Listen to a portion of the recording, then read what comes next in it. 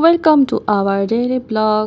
তো আজকে দুপুরের লাঞ্চের মেনুতে ছিল প্রথমে যেটা ছিল সেটা হলো মাছের ভর্তা, আর হলো সেকেন্ড মেনুতে ছিল হচ্ছে আপনার মুরগি। তো প্রথমে আমি মাছের ভর্তা দিয়ে শুরু করলাম। মাছের ভর্তাটা খুবই মজা হয়েছিল, অনেক ইয়াম্মি। আমার জন্য একটু আমি রেখে দিয়েছি, কারণ পরের দিন আমি হচ্ছে অফিসে লাঞ্চে নিয়ে যাব। যাই হোক, প্রথমে এই ভর্তাটা দিয়ে মজা করে খেলাম, তারপরে হচ্ছে মুরগি দিয়ে মাখিয়ে খেলাম। আর মুরগিটা আমার একটু লাল লাল কষিয়ে রান্না করা এটা ভালো লাগে, কারণ মুরগিটা যখন আপনার লাল লাল থাকবে, ঝাল ঝাল থাকবে, তখন কিন্তু খেতে মজা লাগে। কিন্তু মুরগি কিন্তু ঝাল না হলে ভালো লাগে না।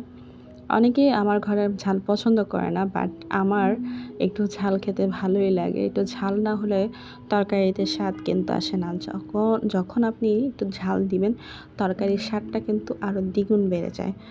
তো মজা হয়েছে, ইয়াম্মি হয়েছে। তো আজকে ব্লগটা আজকের মতোই শেষ করছি। তো সবাই ভালো থাকবেন। আল্লাহ হাফেজ, টেক কেয়ার, বাই বাই।